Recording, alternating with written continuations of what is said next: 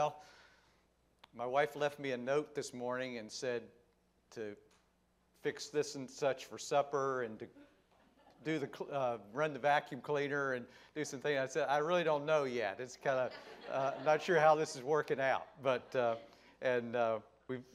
I haven't really had a chance to enjoy my retirement yet. But it's a joy to be with you this morning, and just a delight to be here to share with you. I see a lot of people I know and friends across the years, and glad to be here today. Well, I'm going to tell you a story this morning, and it's a good one. In fact, I think it's one of the greatest stories of romance and redemption in the Bible or in any literature for that matter. It's the little story of Ruth in the Old Testament. You might want to turn there. We'll be looking at various passages from that story a little bit later. Joshua, Judges, Ruth, if you're having trouble finding it. It's a story of grace. It's a story that has it all. I mean, it has mystery, it has intrigue, it has romance, and you've, I'm sure, heard it before, but hopefully I'm going to add some things this morning or help explain some things and give you a little different perspective on the story of Ruth. So just sit back and kind of relax for a moment and let me try to set the stage for us. Our story begins in the little town of Bethlehem, but it doesn't have anything to do with angels singing or a baby being born in a stable or magi from the east visiting. That won't happen for another 1,200 years. The story takes place in the days of the Judges, right a few years after Israel has entered into the Promised Land.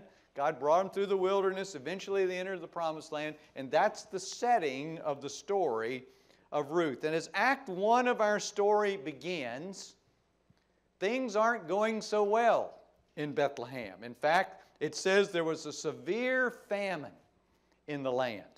And things get so bad that a man named Elimelech and his wife Naomi sell their farm, probably at a huge loss, and move to the land of Moab. And they take their 2 teenage sons with them.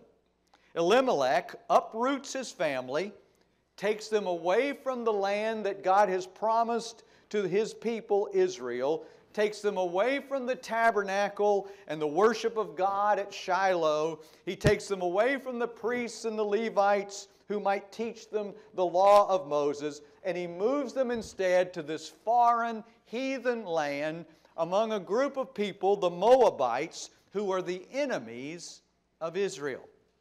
And instead of trusting God to provide, Elimelech goes to where he thinks the grass might be greener. Aren't we guilty sometimes of doing that very same thing?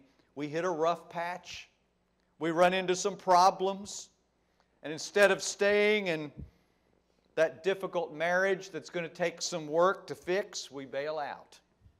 Instead of continuing in that job situation that's challenging, we look for something easier.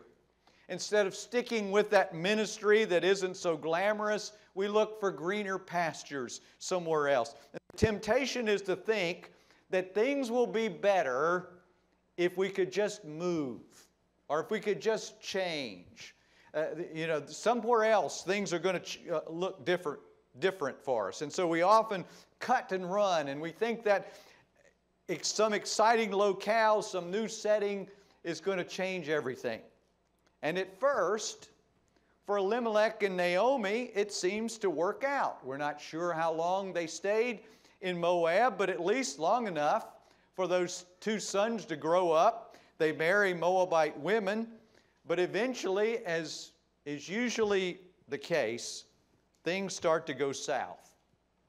The greener grass turns brown, and the exciting, exotic land of Moab becomes a place of great tragedy. Elimelech dies, and a short time later, Naomi's 2 sons, Mahlon and Chilion, both die. And just like that, there are 3 fresh graves and a trio of widows left with limited resources and little hope Naomi and her two daughters-in-law, Ruth and Orpah, not to be confused with Oprah, find themselves in a difficult situation. And eventually Naomi decides, well, maybe the best thing to do is go back to Bethlehem. And she tries to persuade her two daughters-in-law to stay there in Moab. The chances for them of finding another husband or being taken care of are far greater there than it would be for them to go with her back to Israel.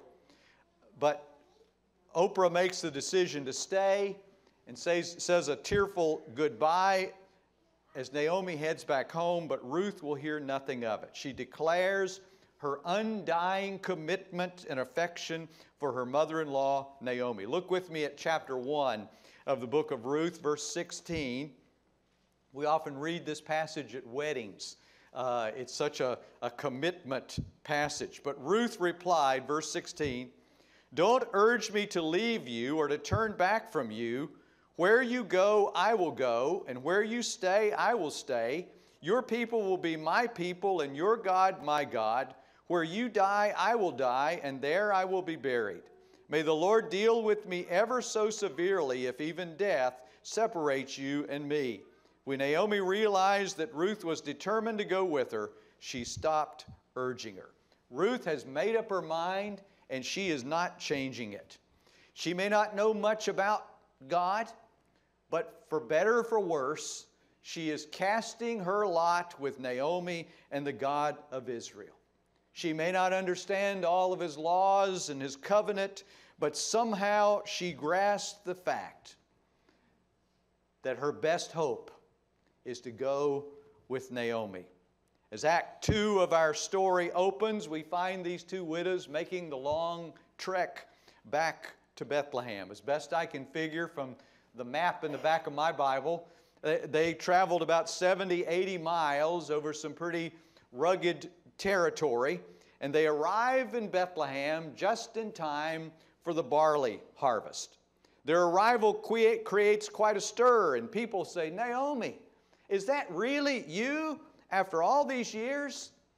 Naomi says, "Don't call me Naomi anymore," which, by the way, means pleasant. Instead, she says, "Call me Mara," which means bitter, because the Almighty has made my life very bitter. I think that's interesting. They decided to move, not to trust God and go to Moab, and now she blames God for her situation. God's treated me unfairly, she's basically saying. Naomi's homecoming is not one of joy, it's one of bitterness and full of regret. Notice what she says in verse 21. She says, "I went away full, but the Lord has brought me back empty. The Lord has afflicted me. The Almighty has brought misfortune upon me." So here are these two widows back in Bethlehem, but with no real way of providing for themselves. They can't go down to social services and apply for food stamps. They don't qualify for housing assistance. The people of Bethlehem have never heard of Obamacare. We're not even told where they find a place to live. Maybe some distant relative gives them a room to sleep in. Maybe they move into an abandoned shack down by the railroad tracks. Or quite possibly, they may have set up a tent on the edge of town. Ruth and Naomi have nothing except each other. They are totally dependent upon the charity of other people. And Ruth realizes pretty quickly that she needs to do something to help provide for them, and so she asks permission to go glean among the sheaves, among the harvesters. Now, I was kidding a minute ago about Social Security and SSI and government assistance programs, but Israel did have a way of assisting the poor. According to the law of Moses, farmers were never to completely harvest every stalk of grain. They weren't to go to the end of every row. They were to leave room in the corners. They were to leave some for the poor together. Now, it's not really a bad system when you think of it. The poor had to do something to earn whatever they got. Now, what makes this story so amazing is that Ruth just happens to end up in the field of Bethlehem's most eligible bachelor, a man named Boaz. The hand of God is just all over this story. I mean, he's just, so many coincidences take place. It's just phenomenal. God is beginning to work this out. From what we can gather, Boaz must have been a little older than Ruth. I like to picture him as maybe middle-aged, mid-40s, maybe a touch of gray in his hair. He's successful, good-looking, confident, sort of a cross between Tom Cruise and Pierce Brosnan, maybe, mature but not over the hill, And when Boaz shows up to check on his harvesters, it doesn't take him long to notice Ruth. And he asks the overseers, hey, who is this beauty with the dark hair and the olive complexion and those dark almond-shaped eyes? Who is she? And I like to think that maybe Ruth had a little bit of that, mysterious foreign vibe going on, maybe a trace of an accent. And Boaz is obviously intrigued. And when he learns that she is Ruth the Moabitess, who left her own people and sacrificed her own future to come back and take care of her mother-in-law, he is even more impressed. In fact, notice with me in chapter 2, verse 11, what he says about Ruth. This is when they first meet. Boaz replied, I have been told all about what you have done for your mother-in-law since the death of your husband, how you left your father and mother and your homeland and came to live with a people you did not know before. May the Lord repay you for what you have done. May you be richly rewarded by the Lord, the God of Israel, under whose wings you have come to take refuge. Not only does Ruth's beauty make Boaz's heart skip a beat, she's loyal, she's a hard worker, she's industrious. The implication here is that she may be spiritually discerning, and even though she is a foreigner outside the covenant, she has placed herself under the wings of the God of Israel. And old Boaz decides he's going to do everything within his power to make sure that Ruth finds refuge. And at this point, the story almost gets comical. What Boaz does to help Ruth is unheard of. It's sort of like a schoolboy with a crush on the prettiest girl in the class. He can't do enough to impress her. Notice here in Act 3 the kindness of Boaz. Notice all the things he does for her. Number one, he invites her to glean in his fields throughout the harvest. Normally gleaners were only tolerated, never welcomed. But Boaz says, I want you to stay in my fields through the entire harvest.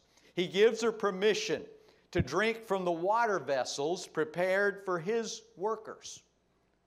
Again, something that just wasn't done. He charges his young men not to make any improper advances toward her. Normally, it would be quite dangerous for a young girl to be out, especially by herself, to glean alone in the fields. Boaz is, in a sense, providing her protection. Then at noon, he invites her to eat with all the other workers. This was never done. The gleaners just went hungry. Boaz even gives her half of his bologna sandwich. He has her in, he just can't do enough. Finally, he even instructs his workers to let her glean right among the unharvested sheaves. In most cases, if a gleaner even got close to the real harvest, they'd be run off. But Boaz tells his workers, drop a couple of handfuls on purpose every now and then. I'm sure his workers must have wondered, what's gotten into the boss? Has he been out in the sun too long? This is crazy. Even Ruth doesn't know what to make of it. She's overwhelmed by his kindness. In fact, it says she comes and she bows down with her face to the ground before Boaz. By the way, us men love that, Doesn't happen much at my house, but we like that kind of stuff. But notice seriously what she says in chapter 2, verse 10.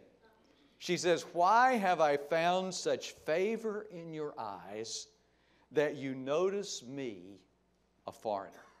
What a picture of grace that is. Unmerited, undeserved, freely given. Have you ever felt like that? Have you ever just said, "God, I just don't know why you're so good to me? You know, why are you blessing me so? What have I done to deserve your mercy and your kindness?" I can understand a little bit of how Ruth must feel. Well, imagine the scene when Ruth finally gets home and she shows Naomi the nearly bushel of barley that she has gleaned. My Bible says about 30 pounds of barley. She would have probably have considered herself fortunate if she had been able to go out and glean and come home with a pint jar full of barley grain. Can you imagine the excitement in Ruth's voice as she begins to tell Naomi about this wonderful man, Boaz, and his incredible kindness?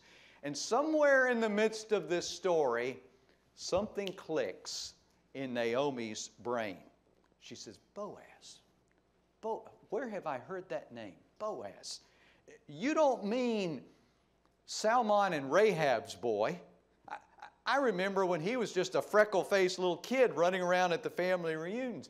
Boaz, he's a relative of ours." And if you read that passage carefully, she changes words there. She first says, "He's a relative of ours," and then she uses another word. It's the Hebrew word goel, which means close relative. He's not just any relative. My Bible calls him a guardian redeemer, or the New King James says he's a kinsman redeemer. Now let me just stop here and give you a little cultural background to help you understand what's going on in the story. This law of the guardian redeemer was a special provision that God put into the law to take care of widows in that culture, and also to protect the land. If you remember, when God gave the Israelites the land of Canaan, they divided it up among the 12 tribes of Israel. Each clan got a certain portion of land, and God intended for that land to stay with that family and with that clan. This is a legacy thing. What belongs to the tribe of Judah should always belong to the tribe of Judah. In fact, there's another law called the Law of Jubilee that says that every 50 years, in the year of Jubilee, all debts were to be canceled and all land was to revert back to the original family or clan that owned it. In the meantime, if a man died, the land went to his sons. If he had no sons, then it went to a brother.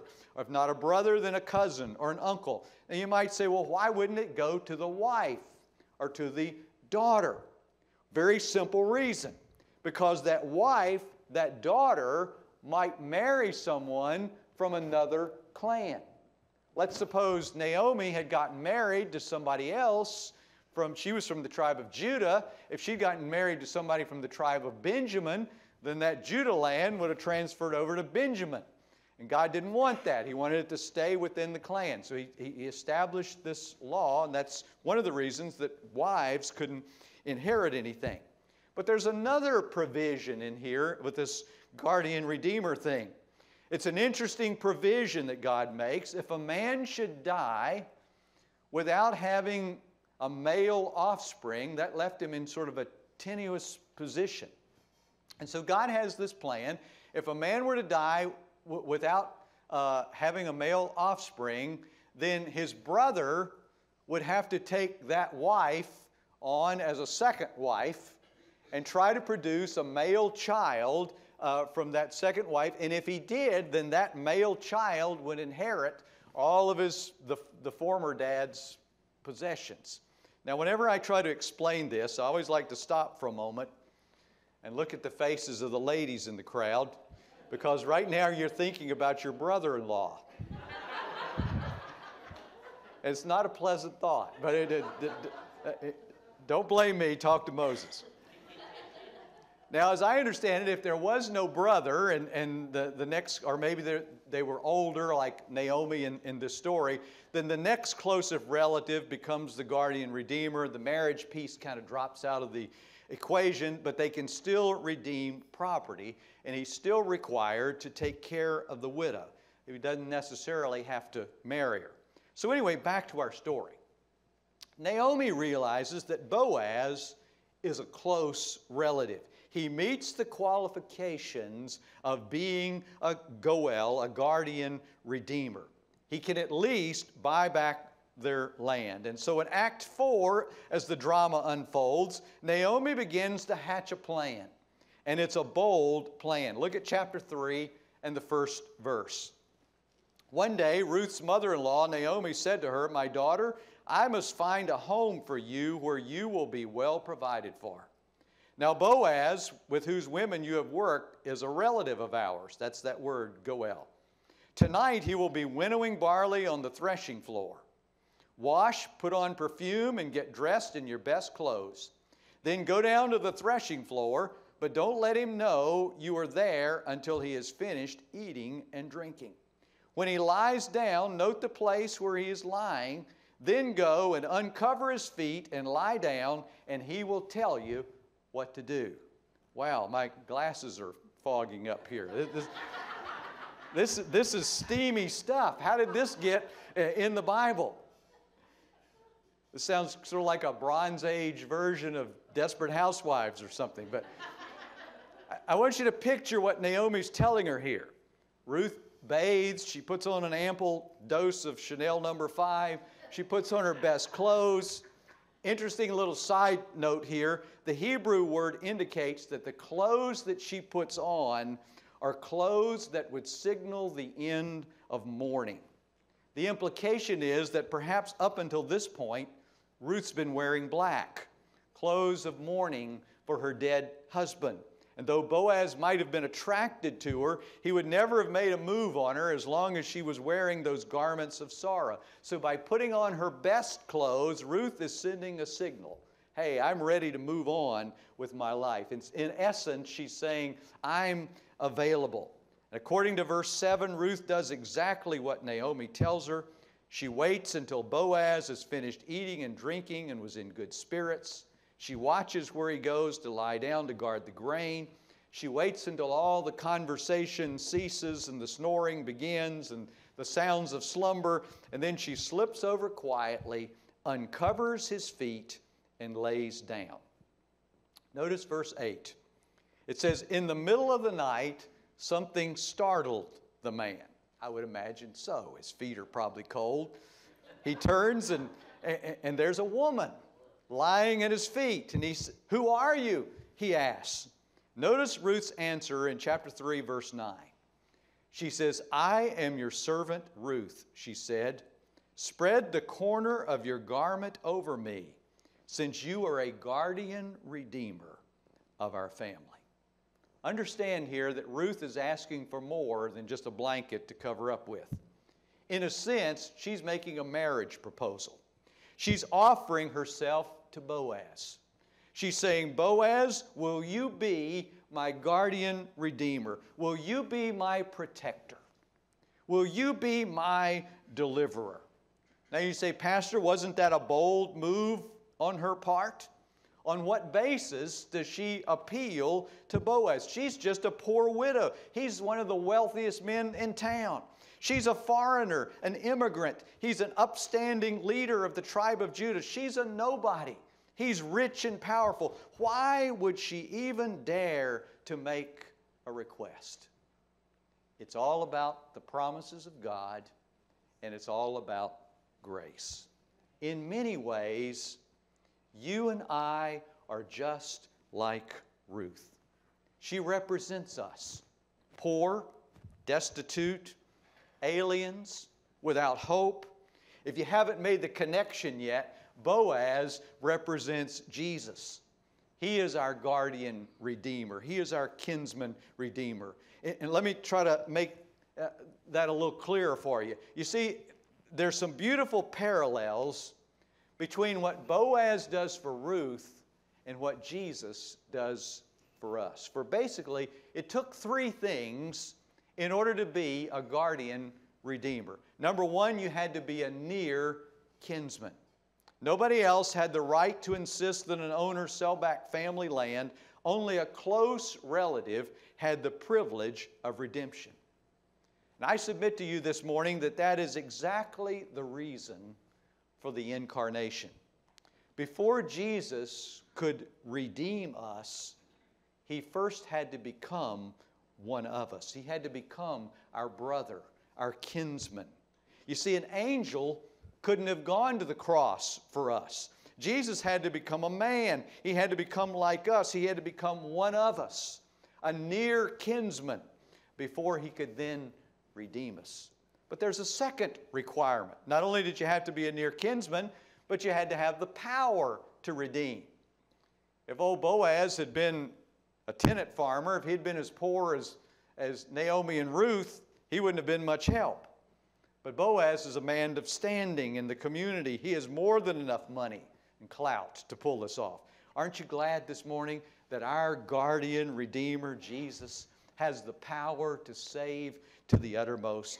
Aren't you glad He can take a broken vessel and make it over again? He is the King of kings and Lord of lords. He has the power to redeem us no matter how desperate our condition.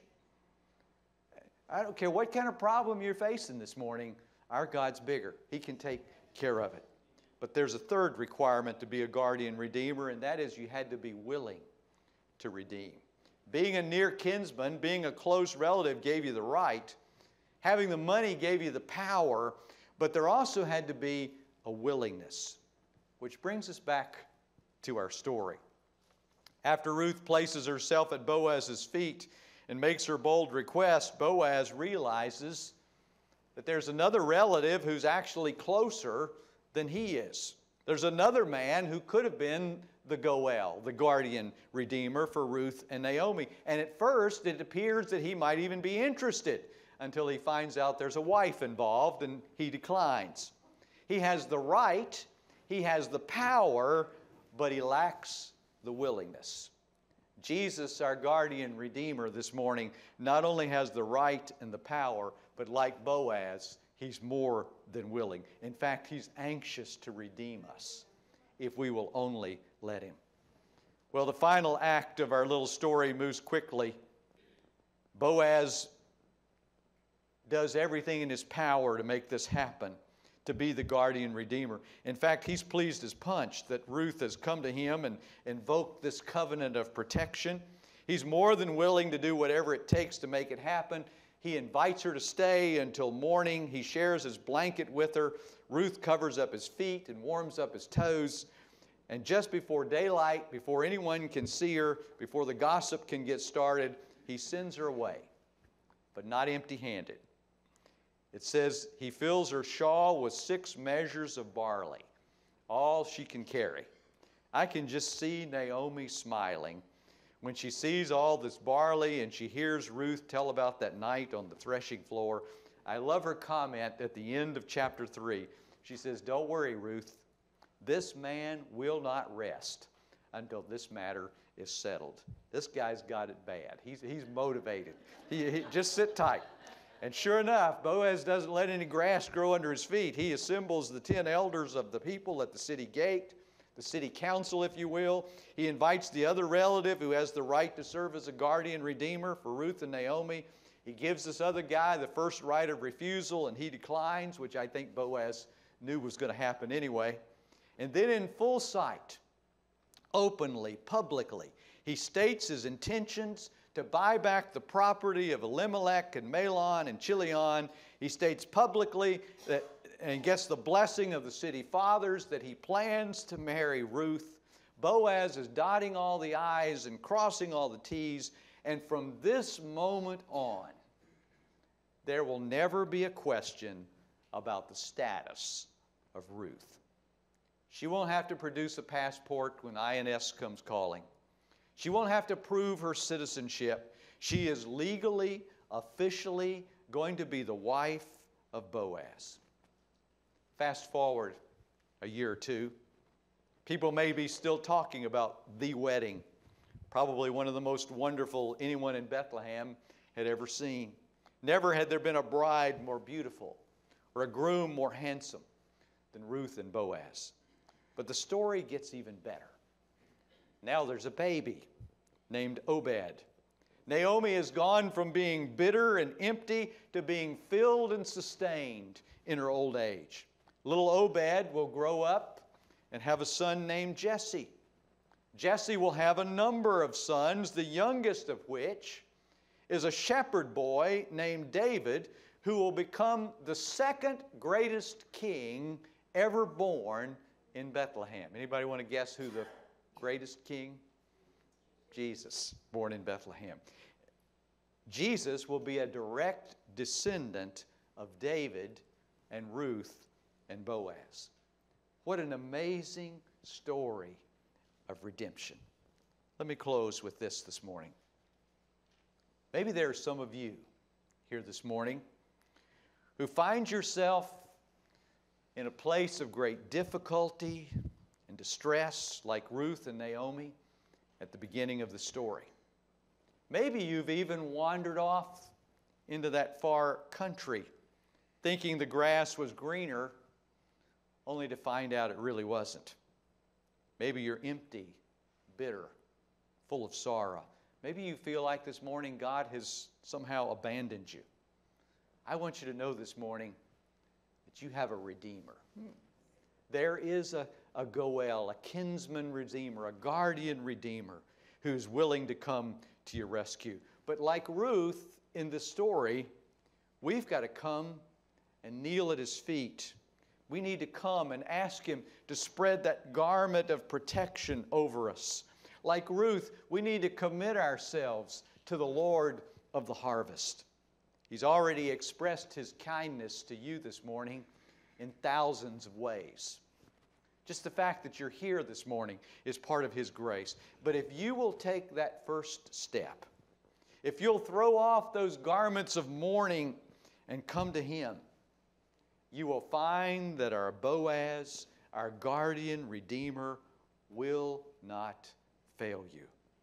My question to you this morning is simply this: will you put your trust in Him?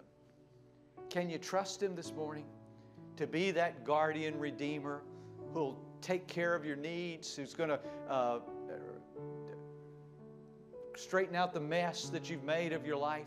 If you will just trust Him this morning, He will be glad to do that for you. I'm going to ask you to stand with me. Brother Wayne's coming, and we're going to sing that great old hymn, Jesus Paid It All, in just a moment. As we sing, this is your opportunity to come. Whatever your need, I want you to know you have a guardian Redeemer who's waiting to meet that need this morning. His name is Jesus, and He won't disappoint you. As we sing this song, if you'd like to come, I want to just have a closing prayer over you this morning. And whatever that need might be, you don't even have to tell me about it, but I just want you to come and let Jesus take care of it this morning. You come as we sing. I hear the Savior say, Thy strength indeed is small. Child of weakness, watch and pray. Find in me thine all in all. Jesus paid it all to Him I owe. Sin had left a crimson stain, He washed it white as snow. If you have a need this morning, would you just, by uplifted hand, say, Pastor, would you include me in this closing prayer this morning? I have a need that I need to give to the guardian Redeemer this morning. I see those hands, many of them. Let's sing one more verse. If you want to come, you're still welcome, but then I'm going to lead us in a closing prayer.